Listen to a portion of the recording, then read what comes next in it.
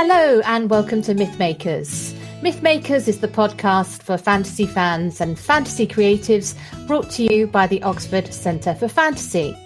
My name is Julia Golding. I'm an author but also director of the centre.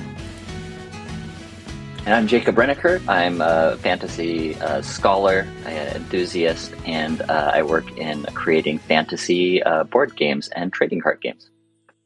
And today, in honour of the arrival of the Year of the Rabbit on the 22nd of January, Jacob and I are devoting this programme to discussing the role of rabbits in fantasy.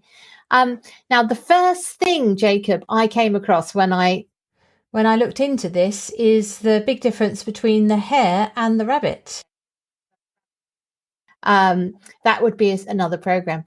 But I think one of the reasons for this is that in terms of UK mythology, rabbits are actually a fairly new arrival.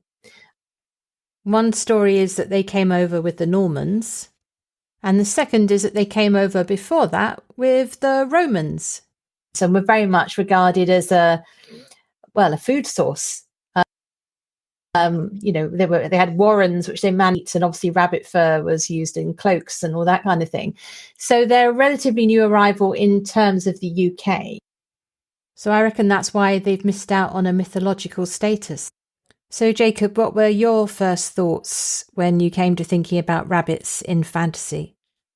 Yeah, I was immediately hit with the same issue and looking through the different, familiar fantasy images that I had in my mind of what I just figured all were rabbits. And turns out that is not technically the case. And so, yeah, I had a kind of a crash course in, what is it? Lapid?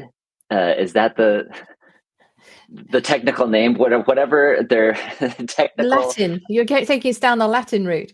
Yeah, for genus and species purposes, I had a crash course in hares versus rabbits, and I think that one of the reasons that you said was that rabbits are fairly newcomers to the UK. And with hares, and I think also socially, from my education this past week or so on rabbits, I'm by no means an expert, but that hares generally are more independent and only associate in groups of maybe one or two, whereas rabbits have warrens. And so there's different types of behavior associated socially, and so that fits. And I think with some of the stories that we'll talk about today, that certainly fits well with the technical rabbits versus the hares that I was having to kind of filter out of this conversation, who do definitely come across as more independent, functioning on their own. Yeah.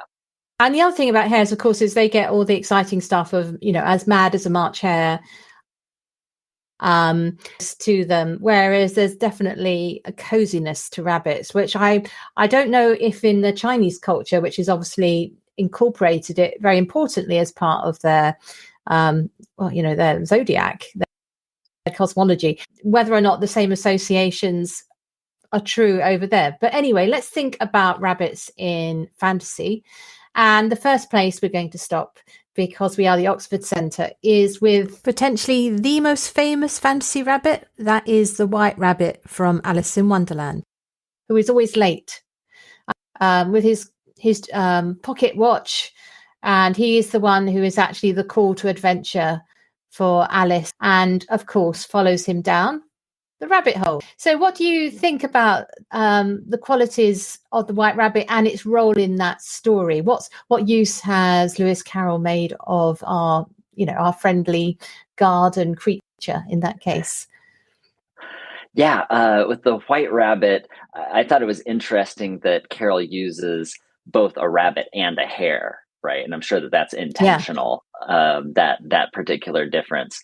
In terms of the rabbit itself, you certainly have a sense, and it's hard to talk about the White Rabbit in my mind without talking about the hare as well. So I'll mention in passing the hare, or just for the purposes of comparison.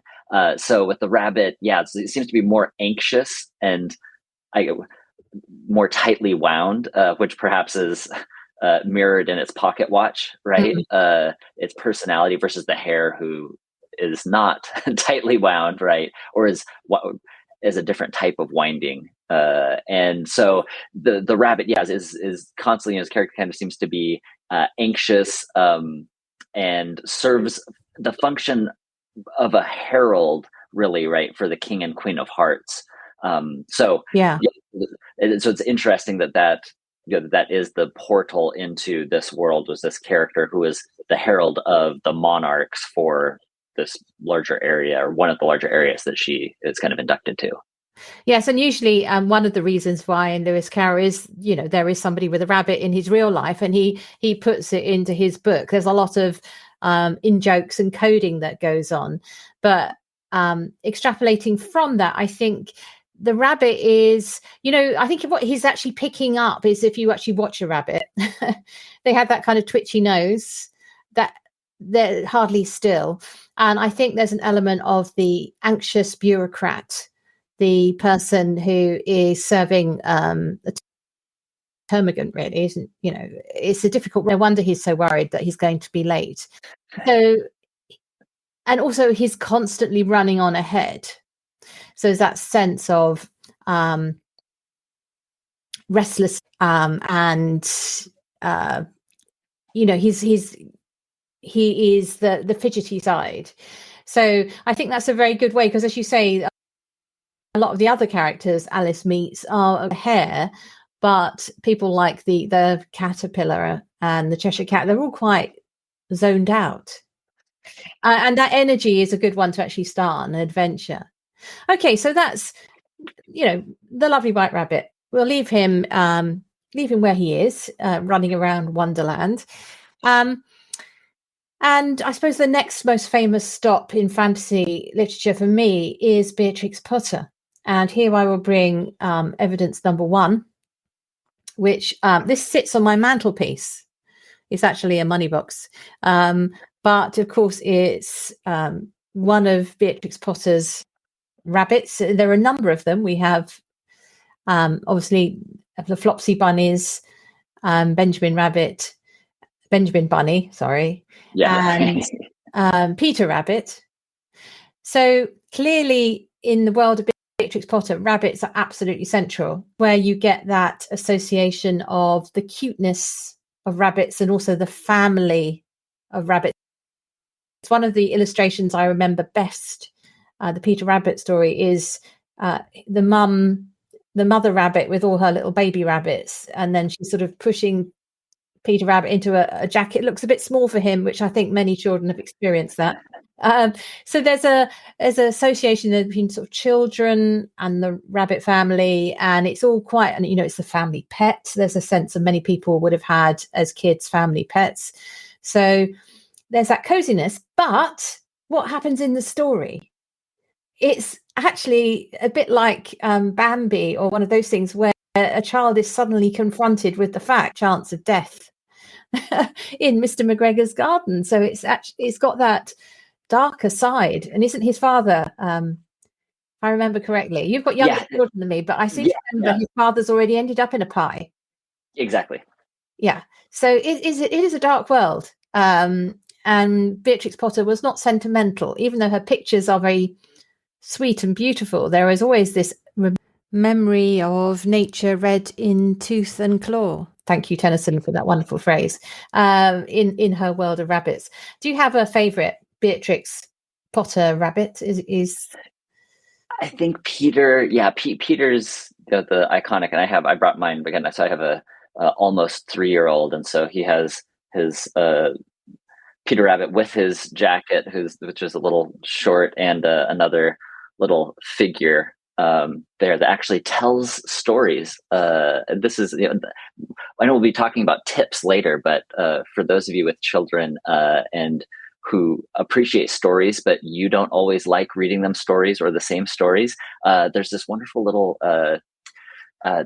device called a Toniebox, TONIE, box, and they have these little figures, and coded to the figures are stories. So so you can have a narrator recite to your child story of Peter Rabbit, so you don't have to all of the time keep it busy. Well, I do know what you mean though. When you've said it, you've read them a news story, and they actually speak 6 times. I can see it having a role. It's nice, and they can do it on their own, right? So it's great entertainment anyway. So it's available. Peter Rabbit can be in your child's ear as constantly as they want, if you have other things that you need to be getting onto.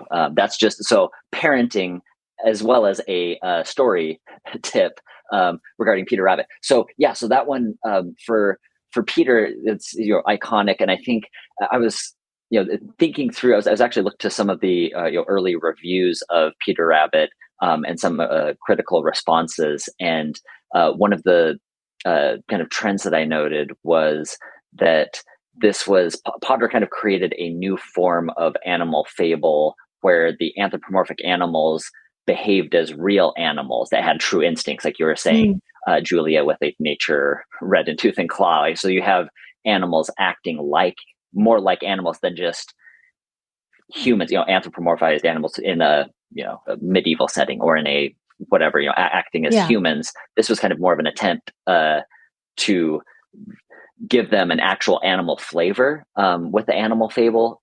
And I think another critic noted that with the illustrations, especially, right, that these were anatomically correct animals. They spoke, but they have the proportions of rabbits, right, and the other animals there that are speaking. So, and then I like this phrase. It was the perfect marriage of word and image.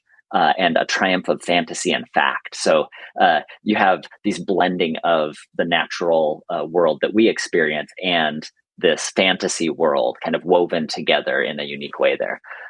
So Peter for me, and something that I came across, this was several months ago, that when you mentioned rabbits, it was one of the first things that came to mind. Again, as a tie to the Oxford Center for Fantasy, is C.S. Lewis. I came across a C.S. Lewis quote where he was talking about Peter Rabbit when he's in Preface to Paradise Lost, when he's discussing Milton. Yeah, are you ready for this? Yeah, so this is I remember being shocked here. Milton, Beatrix Potter. Right. So what Lewis was doing is he was addressing in Preface to Paradise Lost one of his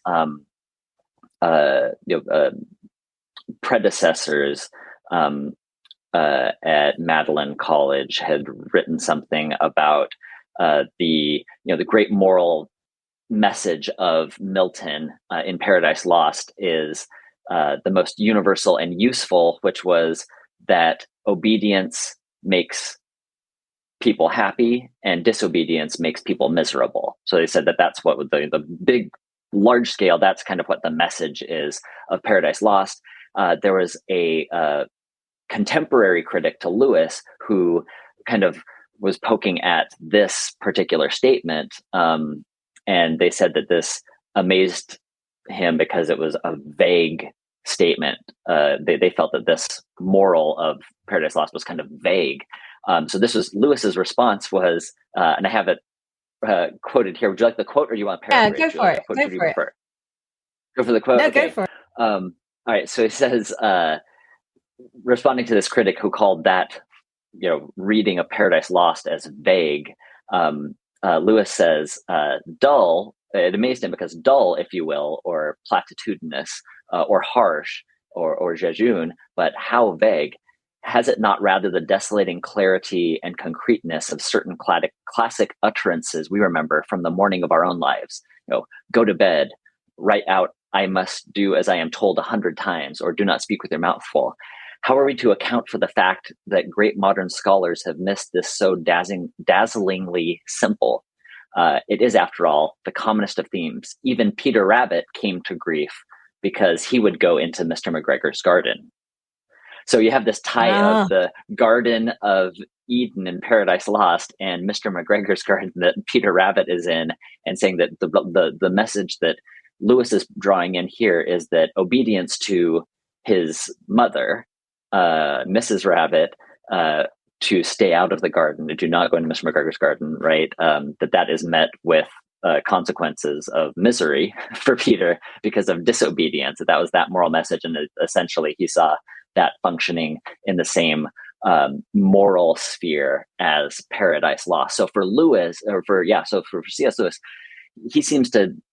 he plays, can switch gears between Beatrix Potter's Peter Rabbit and John Milton, right? And so I think most people and scholars wouldn't necessarily make that sort of connection, but that's something that fascinates me about Lewis, is how he's able to put these stories into conversation with each other, and the sort of interesting results that you get when you take seriously children's literature and compare it to any other literature. So this give me three thoughts, Jacob. The first is, I do hope doing a doctorate on the Miltonic echoes in Beatrix Potter. That'd be great. Second thing is that there's a difference here between allegory and applicability, the old sort of Tolkien and Lewis conversation, which is that the medieval use of animals like the Parliament of Fowls and things was allegorical. And what Beatrix Potter is, so you could apply Peter going into Mr. McGregor's garden as a Garden of Eden echo. It's applicable, but it's obviously not an allegory of that, because it's just not. It's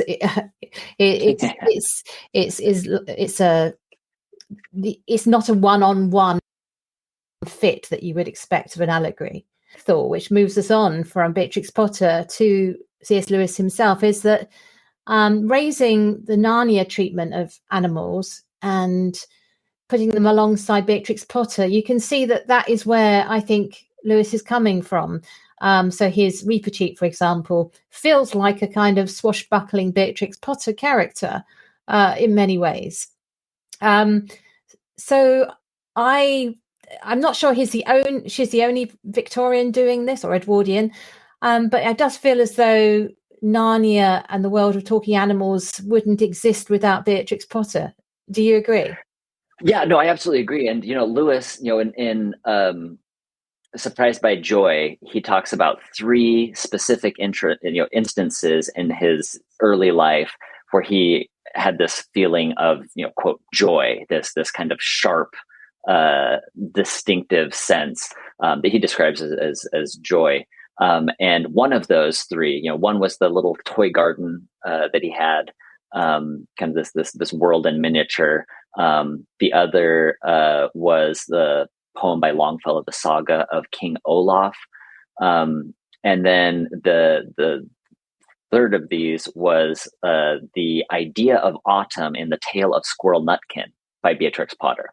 So that was one of his specific, instances that were kind of set him on his quest for joy in life, was this experience with a Beatrix Potter book. So he was very tied to this Beatrix Potter. He said, I think often when he was sick, he would read Beatrix Potter, even as an adult. Like when he had the flu and he would laid up in bed, he would always return to Beatrix Potter, and he even tried made a pilgrimage out, but unfortunately was not able to meet Beatrix Potter.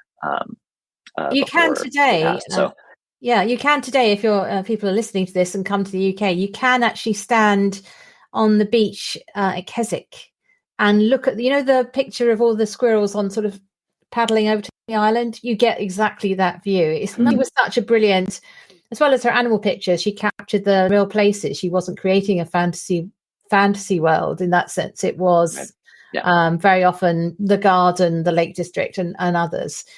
Wonderful stuff.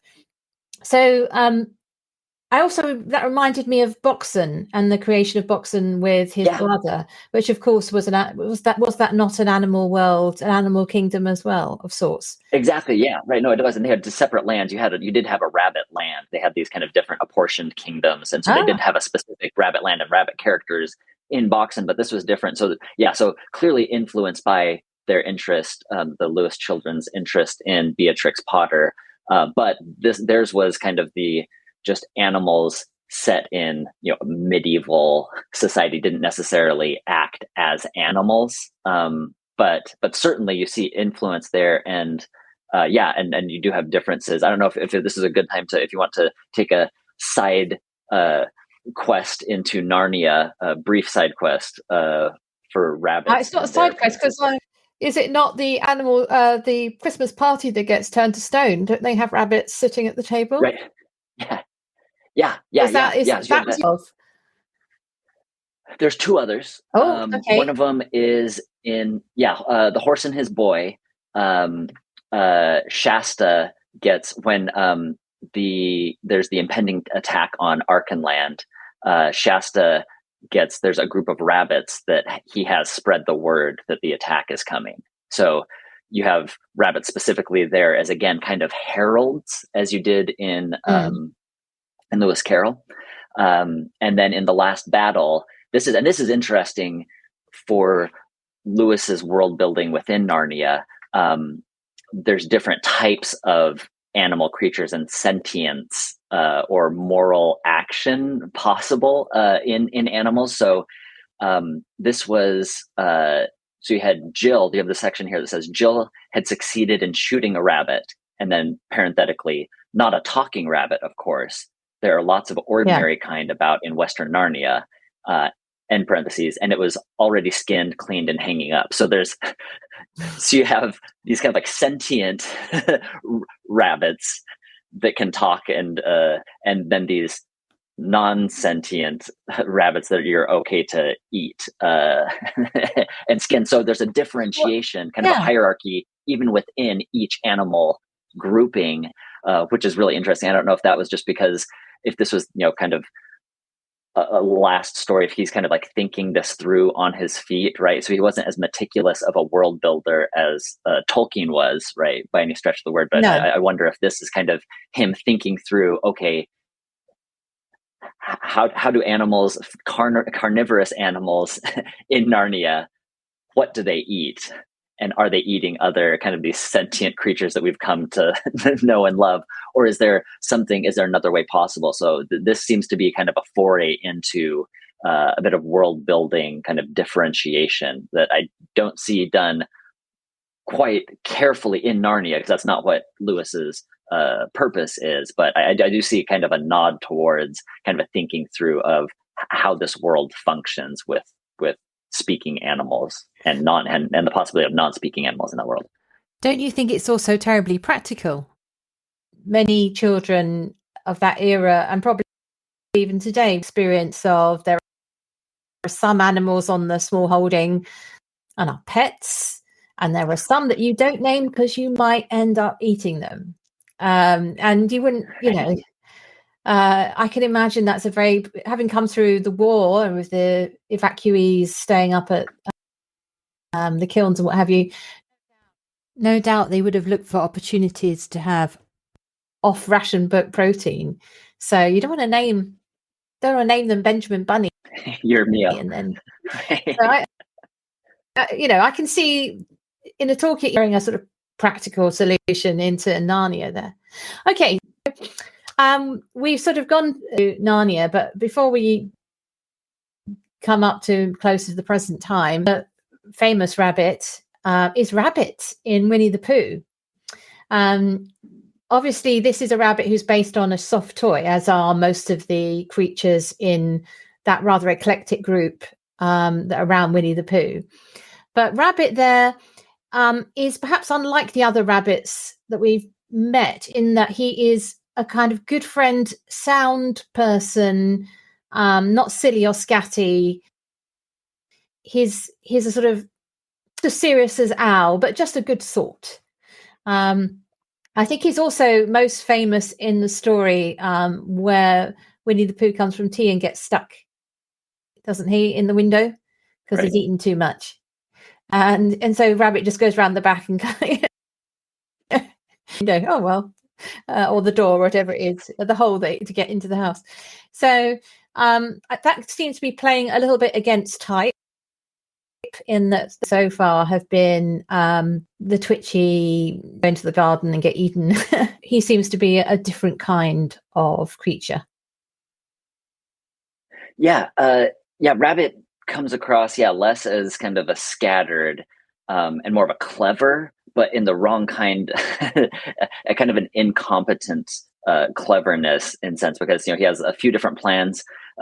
He doesn't like change, right? And so when Kanga comes in, he's very uncomfortable with new additions to their group, right? So he has this elaborate plan to scare Kanga away by hiding Rue, and trying to create an issue where Kanga would want to leave. Yeah. And he also has a plan to unbounce Tigger, that doesn't end up working out.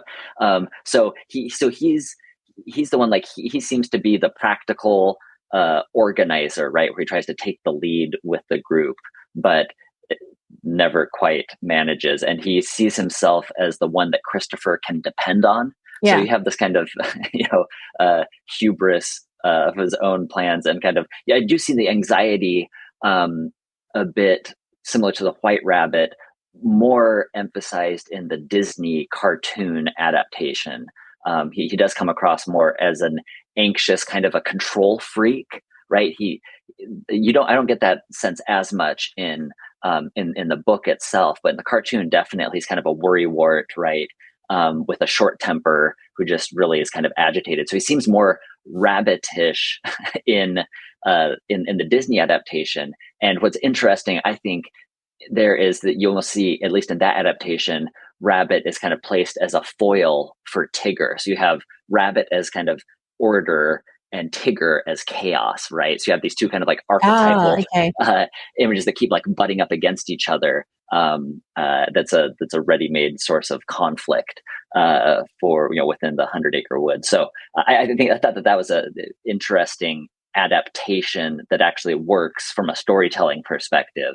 Is kind of leaning into some of those tendencies within those characters. And I think now we need to go to I suppose it's the pièce de résistance for Rabbit in fantasy, which is the wonderful Watership Down, which I think shows us, it blows all the rest out of the water in a sense. It shows us a completely different way of doing a animal-based fantasy story. I grew up at the time when the cartoon came out, the absolutely terrifying but very memorable adaptation with the famous Bright Eyes soundtrack, which I think went to #1 for many weeks when it was around. And there he's dealing with myxomatosis, and imagining what it's like to live in these sort of commune style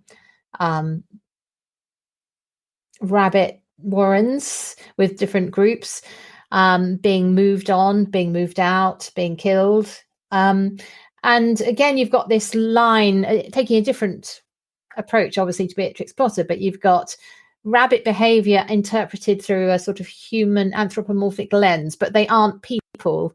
They are relationships between the characters are perceived more on a human level than one presumes a rabbit level.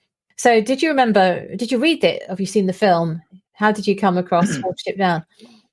Yeah, my first encounter was with the film, which was, I think that some of the most memorable that kind of felt similar were the Rats of Nim cartoon, the Don Bluth film. They came out, I think, around the same time, or at least they did in my child's mind.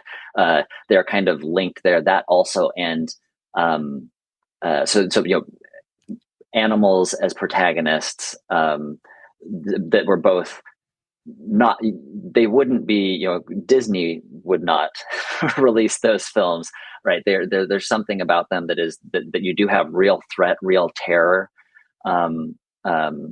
real stakes, clear stakes, and haunting, and there's sadness, right? There's real sorrow. And I think just a little later, you have The Last Unicorn that was released as well. So those three cartoons for me were kind of imbued my sense of what fantasy could be with sorrow, right? That there's this sense that later I came across, with when I'm reading in Lord of the Rings, where he captures that really well, is there's kind of this undercurrent of sadness or sorrow. Yeah.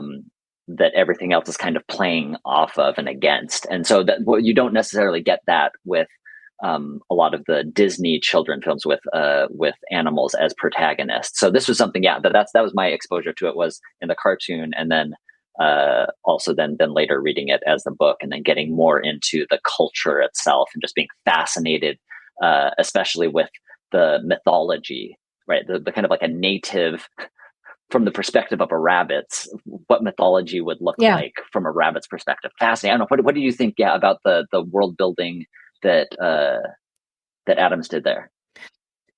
It's very recognizable on the Downs. It's set very close to where I actually live, and so you get an acute sense of the landscape. Though his is not in a mythical landscape in any sense. This is happening on the hill up behind your house, sense. But it's only the beginning of a real environmental consciousness in that kind of animal fable, because there is the sense of development moving people on, and the introduction of this mysterious illness, which we know as myxomatosis, to wipe out rabbit colonies. So I think it's extraordinary. And in a way, I think there are other fantasy series that have come on from that. They feel different, but like the Brian Jacques Redwall series, that's more of a heroic animal tale take. But these sort of almost operatically grand scale pieces where the animals are the heroes and taken very seriously, I think is quite a strong thread within children's fantasy, and sort of crossing over into YA fantasy as well. So I just remembering it being in my childhood is up there with Star Wars. I think it's because I was shocked. I thought I was going to see a nice film about rabbits, and I got a kind of rabbit Armageddon. It smuggles, right? I think that's exactly what fantasy should do. It should shake you up, and so I think it's a really great book. And if people haven't read it yet or seen the film, I think it's well worth looking out. As in the Year of the Rabbit, make it the thing to watch in the Year of the Rabbit. Okay, so Julia, I have really quickly, I went and got the Guardian review when the book came out to see what they said initially. I know that it was turned down for those, again, for the interesting for everyone, but for creatives in particular, is that looking at the publication history of this book, because it is wildly different, right, from the other animal-centric books. It's hard to categorize. You can't just say that this is a quote children's book because of some of the themes that it deals with. But it was turned down from several publishers, and then finally found its way after several rejections, and then it ended up winning awards once it was published. So for those of you who are working on something, just because you receive a rejection, keep going. Doesn't mean that that your work is not valuable. Yeah. Right. It's not the final word. Right. But so the Guardian review was very positive. And this is how it started out. This is great. It said, "It simply isn't possible. At this date, 1972, you cannot write a story about rabbits 413 pages long and hold a reader riveted. But Richard Adams has done exactly that in Watership Down. This is a great book establishing a more than plausible and totally fascinating psychology and physiology for its rabbits, together with their own mythology and language." So that if I could make somebody write something like that about anything that I wrote, like I just put that, stamp that on my tombstone, and I might as well just like crawl into the grave, because I think I would be tickled and happy to if somebody felt that way about I hope not to, right? So this is so like clearly this was something that for people who are looking at books and like world building, and this person understood what the author was trying to do, right? And taking the author on their own terms. And just like the world that was created there, some people didn't quite get it because it didn't fit in with how they approached. They were probably thinking about when they picked up a book, were thinking Beatrix Potter, Yeah. or were thinking, Milne, or anything else. But this was something that was definitely new, but it had its own logic to it, right? And it was consistent, tried to be internally consistent, which is something that Tolkien, right, was adamant about fantasy worlds creating, as the quality of a fantasy world can be judged against its internal consistency. That was one of his one of his criteria on fairy stories. So so this is something that he does really well. And just I thought that was interesting to see what at the time people thought of the book and how revolutionary really it was in terms of just storytelling with animals. So I've come up UK based origin stories, and I'm wondering what I don't know about rabbits. I'm sure there's a lot. But Jacob, did you come up with any other own thoughts about rabbits in fantasy? Yeah, there was Velveteen Rabbit was one I think we missed earlier. That's another one that's, for its simplicity, I think the theme and the subject matter there is reality itself, right? What does it mean to be real? And it's a bittersweet tale, right? Itself. So I think the tone of that one fits the film, the kind of Watership Down, where it's not dealing with a rabbit as like a rabbit as an animal, as a creature. It is a stuffed, animal. It's a toy, but it's, what does it mean to be loved? What does love do to you as an individual, right? So it's in a part, I think probably maybe you do have I sense a little bit of allegorical maybe seasoning on it. Certainly not a one-to-one allegory, but you do have that kind of sense.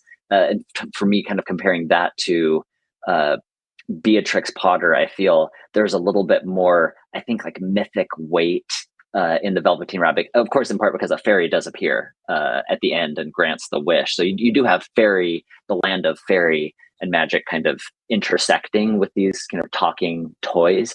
So in that way, it's kind of different from some of the other. So it's certainly different from Winnie the Pooh, in that you don't have kind of like fairy, and they don't the animals themselves don't seem to be aware that they are toys. They think that they are actual living creatures, but we're kind of, I beg your pardon, the narrator they're not toys. They're Winnie the Pooh and friends. they are the Winnie the Pooh, even though they get bumped on the way to bed. Right. Yeah. But yes, exactly. So this is one that I think is highlighting the distinction between the imaginary and the real world. But I do like that, right? That internally in Winnie the Pooh, you have creatures. How do they function versus how the narrator is seeing the creatures function in the story? Yeah. What is their sense of awareness? Yeah. Yeah, absolutely. And so clever. So Velveteen Rabbit is another one kind of from that era. But the only other ones I think kind of more contemporary, the Redwall books, that one was a kind of foundational series for me with fantasy growing up. I just really got into that series. And you have a few rabbits there, but hares are by and far, there's hares in every book in the series, in the extensive series, but only a few rabbits scattered throughout. I fear I may have pronounced his name wrong. Is it Brian Jacques or Brian Jaques? I'm very Shakespearean. I always pronounce it Jacques. Jacques. Yeah, I know. I pronounced it Jacques, but I'm that was just how I pronounced it inside my head when I was okay. And so apologies if we've got it wrong. And also just a correction in case someone's wanting to put it in the comments. I'm S. Lewis's College's Magdalen. Not Magdalen. Magdalen, not Magdalen. Yeah, as an old member of Magdalen, I better just say that before they chuck me out on my ear and say never darken our doors again. Anyway, so going back to rabbits, any Redwall, anything else that you came up with? There was other. Yeah, I was thinking, right. So Harry Potter has a kind of a brief reference. Hares, though, take on kind of a mythological, magical dimension there. But there is one rabbit. I was thinking, like rabbits. Like I know that somebody's Patronus is a rabbit. But it was like Luna Lovegoods is a hare. Yeah. But Tonks, Nymphadora Tonks, is a jackrabbit. Okay. But that jackrabbit then transforms into a wolf because of her love for Lupin. So it starts as like herself as kind of a shape-shifting character. Her Patronus shifts from initially being a jackrabbit, and perhaps that, I think you do see that in her character as kind of a shifting character, right? Kind of a clever, and that's where you really get, I think, in Watership Down, when they're talking about the mythology and what rabbits represent. The trickster rabbit, right? The El Herrera character, this kind of archetypal, the first rabbit, kind of that was from whom came all the world's rabbits. That kind of first mythic rabbit was meant to be smart, devious, tricky, and devoted to the well-being of his warren. So you have this idea of like that rabbits are wily trickster characters. And so I think you see that in Tonks in Harry Potter, right? This shifting, can't quite pin them down, but then she settles down when she finds Lupin and connects there with him. So that was one there. The only other ones, couple other ones. One was Usagi Yojimbo, which is a graphic novel, a comic book series where it takes a kind of anthropomorphic animals standing in for humans at the beginning of the Edo period in Japanese history. And so so he's a samurai. He's kind of, based on a famous Japanese swordsman. And where I first encountered this creature was in Teenage Mutant Ninja Turtles, the cartoon, which was one of my favorites. And so this rabbit character, when he came in, it was from a different franchise, independent comic book writer. So it didn't belong to a Marvel or DC, but one of the kind of few kind of islands of a kind of independent comic publishers, as was Teenage Mutant Ninja Turtles, was started as a comic book, then was adapted into the cartoon. But this Usagi Yojimbo was another independent comic. And so they had some crossover in the cartoon. And I remember when I saw that rabbit in the cartoon, that I was stricken with how different that character seemed. And so then that introduced me into the larger world that the author Stan Sakai creates in the comic series. So it's really well done, right? And it's drama, it's action, it's serious. It's not like the Ninja Turtles cartoon that was kind of silly and bouncy. This one is much more kind of like subdued and serious in tone. So that one, so Usagi Yojimbo, and then the last one that I thought of, just kind of randomly came up, was Bugs Bunny. And I don't know if that world, if the Bugs Bunny world, Warner Brothers cartoon, there's certainly fantasy type rules in that world. So Bugs Bunny as the last kind of elephant standing in plain sight but hiding in his cartoonish form, that's, I think, can technically be considered. I wouldn't necessarily, I don't usually think about that in the context of fantasy, but when I thought about it, I thought, I think you make a case for those cartoons being fantasy storytelling as opposed to science fiction storytelling. Yeah, so it's not realism. So so what's going on there is the hunter and the hunted dichotomy, isn't it? Picking up on the wily aspect, and also he's a slightly cooler dude than someone like the one, and the way he's verging more towards a hare in terms of being bigger and sort of longer ears and things, sort of ears. So I think Bugs Bunny has definitely his place in the Year of the Rabbit fantasy pantheon, if we're allowed such a thing. So, Jacob, just to sort of round it all up, I mean, we always have a section where we say where in all the fantasy worlds is the best place to be a rabbit. We have a general theme, but today's is where to be a rabbit. Where would you choose of all the ones we've talked about? I was wrestling with that one because with some of these, there's such terror, especially Watership Down. No. That's like the Game of Thrones of world-wise of where you would exist and what would happen there. But I thought, with the inclusion, if we do include Bugs Bunny, I would have to say the Warner Brothers cartoon world, because as a rabbit, I would never actually incur actual physical harm. Bugs Bunny is never hurt, right? No, It's that's always true. the hunter who is hurt. So if I could come off unscathed, I think the rabbits have it off best in terms of doing things their own way. Perhaps that would be fun without the sense of impending disaster or doom that sometimes is present in some of these other rabbit tales. Yeah, I think I'd probably be a talking rabbit in Narnia. That's where I'd go. I wouldn't get involved in this stuff going on at Cair Paravel. I'd just have a little house somewhere with my friends, and living the rabbit life, vegetarian, lots of kids. I think that would be fun. I guess my question for you is: would you be an advocate for non-speaking rabbits in Narnia? Oh, this. As a rabbit yourself, as a sentient rabbit. This gets me into political activism in Narnia. I think you'd have to be, wouldn't you? Because I'm not sure there's much difference between a talking rabbit and a rabbit that hasn't yet talked. We're not quite we're not clear on our boundaries here. So yeah, freedom for rabbits from being hunted. Yeah, they should all be vegans in Narnia. That would be the way to go. So and finally, I thought we should introduce a new segment to have one fantasy tip each time we're having one of our conversations, Jacob, and you can interpret that tip in whatever way you like. So do you have one tip to leave with the listeners, say?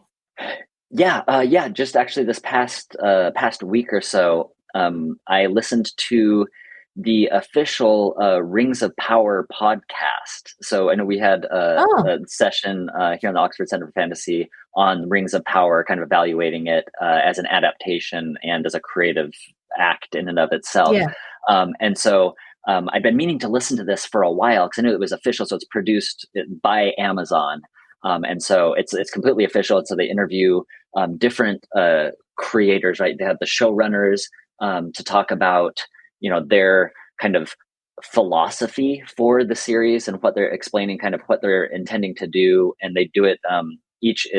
There's a series of 8 with a bonus 9th episode, 8 episodes, each kind of focusing on one of the different episodes of the season.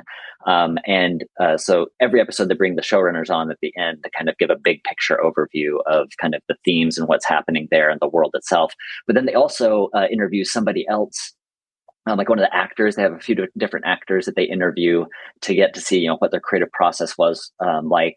Bear McCreary, who's the composer, they interview him and they talk a lot about his musical approach and comparing to the Howard Shore, the work that he did, which is the shadow that's looming over anything Lord of the Rings music related. And so it's fascinating to hear his, again, like, philosophy of music composition and explaining some of the different themes, why he does certain things to look out for. They talk about the costuming, the sets, and how different Easter eggs of different Tolkien story bits and pieces that are there in the background that I didn't notice. And so so my tip would be it's called the Rings of Power podcast on Amazon. It's produced by Wondery, is the podcast production company, which I believe is owned by Amazon. So that's so on normal pod, whether or not you liked. Is it on just an audio, or is there visuals as well? It's just audio. Okay, so it'd be on podcast platforms. It's just audio. Yeah. You should find it. You might have to. I'm not sure if you had to listen to it. I think I couldn't find it on the regular, general podcast platforms. I had to. I listened to it on with Amazon Music, which you can get a free account for Amazon Music and then listen to it if you do. But yeah, so it was well worth, regardless of what you thought about the Rings of Power series. It's valuable in and of itself listening to for storytelling, the immense amount of work and care and detail and thought that goes into making not just an adaptation, but any sort of creative world or storytelling.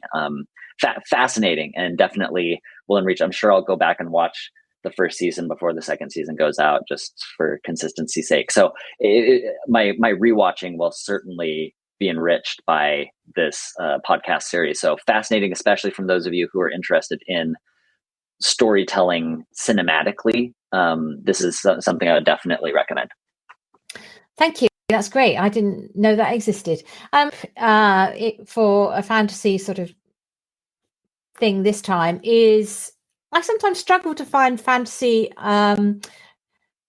prequels or series that I actually stick with, that I get, I start, not so sure about this. And one that I will go back to, which other people have discovered, of course, is the new Netflix Wednesday, which is a follow-on from the Addams Family. Now, I just first of all would say that it's not very original in that if you just look in, there's a whole series of magic schools that are followed on from the sort of Harry Potter-esque world with the sort of Frankenstein, Dracula feel. So the actual school, the Nevermore Academy, I did not find particularly new or anything like that. What I do is the characterization of Wednesday. The show creators are Alfred Gough and Miles Miller, and I heard them being interviewed on the Script Notes podcast. And one's American, one's English. Clearly very experienced creators of story. Very interesting interview to listen to about how a writer's room works, if that's something you're interested in. But I then went and watched it and thought, yeah, this is actually done very well. The story is very good. And I like the fact that Wednesday is, well, she calls herself a little psychopath. And it's quite against type for girls to be cast like that. And I like that. And there's lots of star power, very strong pacing. It's just a really good program and fun. So with the edge of a gothic horror drama.